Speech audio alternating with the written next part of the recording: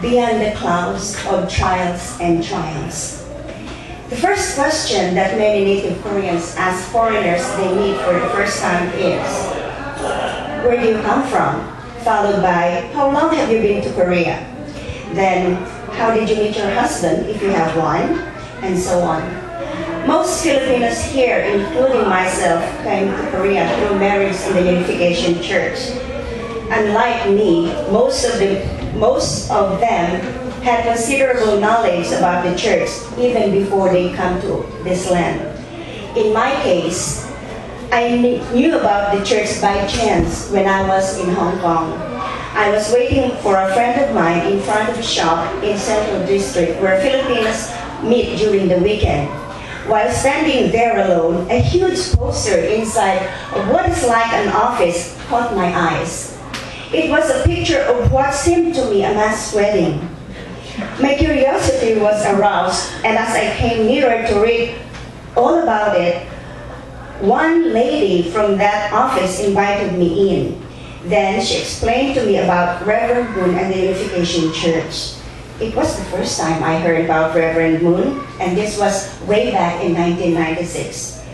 Sensing my interest, she invited me to attend the afternoon service, and after the lecture, I joined without hesitation because I knew this is what I'm looking for. Although I wasn't able to do a lot of church-related activities due to my job, I made it a point to attend the Sunday service every Sunday. As weeks passed by, I noticed that the church lacked the necessary manpower to do a lot of work. I decided to help in cooking lunch and dinner for the staff and the other members who attend the lecture. And then when our center moved to another area, I, with a close friend of mine, decided to do the fundraising by serving lunch and dinners to the sisters who attended the Sunday service and the lecture. All the proceeds went directly to the church. This happened for several months until I left Hong Kong for Korea in June of 1999. Having lived outside my own country for many years gave me the advantage of adjusting easily to any culture shock. Although there are many differences between the two cultures, I didn't mind at all. Instead, I focused more on the similarities than understand and accept the differences. I'm quite lucky, for even though I didn't marry a man of means, my in-laws are good people. I get along well with my mother-in-law, and I have a very good and close relationship with my sisters-in-law. They are always understanding of what I need and they want. They even gave me the permission to go to the Philippines to do the church mission in October of 1999, just about 3 months of my wedding, after my wedding. I am proud to say that for many years that I've been connected to this family, we didn't fight or throw any hurtful words against each other. Even though we live very near each other, we both have breathing spaces between us. They accepted me as one of the family, and so I did the same. Unlike some sisters whose husbands never surrender their paychecks, it wasn't my problem. I was lucky to be spared. During the first 6 months of my married life, my mother-in-law held the purse string. In March 2000, when I began working as an English teacher to one of the institutes in Changja City, my mother-in-law gave me the freedom to handle the family money. Everything looked rosy for me. My husband is a hardworking, quiet, and honest man. My sisters-in-law treated me with love and respect. What more could I ask for? My life was very peaceful, and I am a very contented person, full of hopes and new plans for the future. The existence of my idyllic married life came to a shattering end when in 2003, when my husband was diagnosed with a fatal liver disease. We came to discover his illness after a simple surgery done at a local hospital. Right away, my sister-in-law and I brought him to Samsung Medical Center in Seoul. Excuse me. Because Excuse me, I have to drink.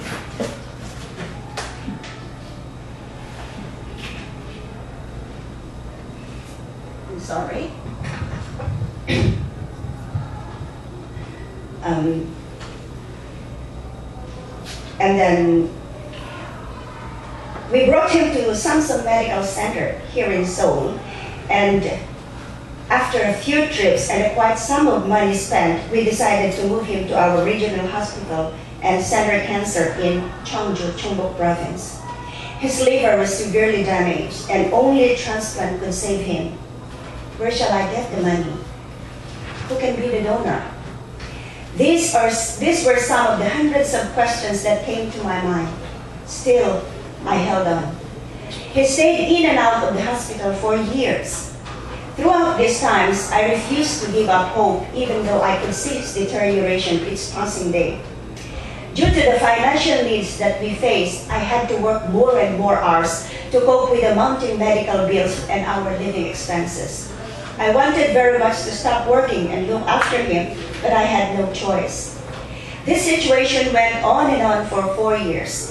Then, in the beginning of 2008, came the most difficult test of my will, my physical endurance, and my faith to Heavenly Father.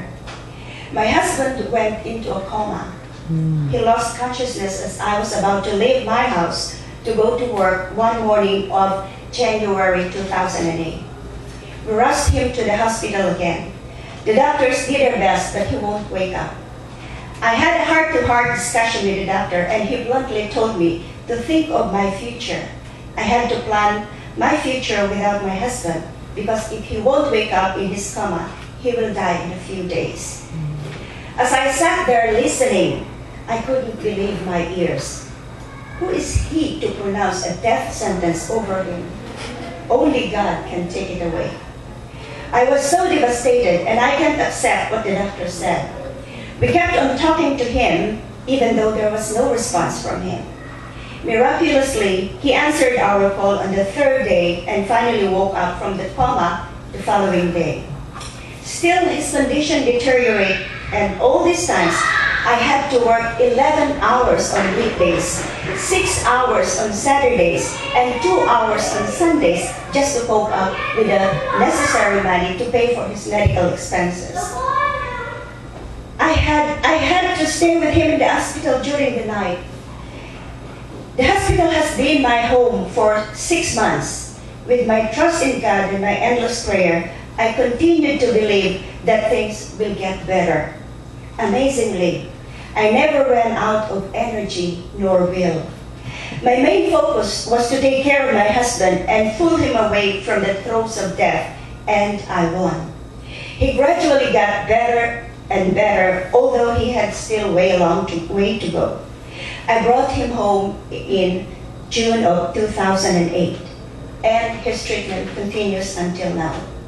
Ironically, it was during these difficult times that I was able to gain a good reputation as a teacher. I was very much sought after. Jobs kept coming in. Though the medical bills were astronomical, I was able to pay them on time.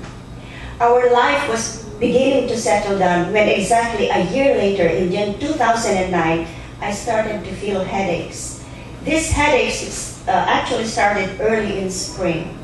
I attributed it to the extreme stress due to too much work. By the middle of the year, I knew something was wrong, for these headaches wake me up early in the morning every day without fail. When I went for a checkup, it was discovered that I had the most dreadful disease of all. I had cancer in the nasal cavity and pharynx. This was another trial in our married life. When my husband was so ill, I felt like I was hit by a baseball bat at the back of my head and fell on my knees. But when I was diagnosed with cancer, I felt the terrible blow that landed me flat on the ground. Still, I refused to give up. I know that different people have different overcomings in their lives. We were not tested in our relationship with each other nor with our respective families, but we were tested on the very core of our lives, our own health and survival. Instead of questioning God's purpose or blaming someone or for something, I accepted my situation with a very clear mind and strong belief that I will get over this crisis once more. I underwent horrendous treatment of chemotherapy and radiation simultaneously. Throughout my suffering, I always turned to God to give me all the kinds of strength that I need. After each prayer, I felt renewed and I was able to tolerate the combined hideous effects of these treatments. The alteration of my physical appearance, such as the loss of hair and sudden loss of my weight, didn't bother me at all. I was alive, and that was all the most important. I entrusted my husband's life to God, and I did the same with mine. I had to be very strong, for the survival of my family depended on me. I had to be the caregiver as well as the breadwinner for both my husband and my mother-in-law. Now it's been over 2 years that I'm through with my treatments. Although some things changed within me, I'm very thankful for the chance to be alive. Although I still have to go back to the hospital for a routine checkup every 3 months or so, I couldn't complain. Life is too precious to waste. I am very happy that I look much healthier and my body weight is back to the ideal size. Not to mention a head full of hair, my own hair. My level of energy is not the same as before, but I know things will be back to normal in the near future.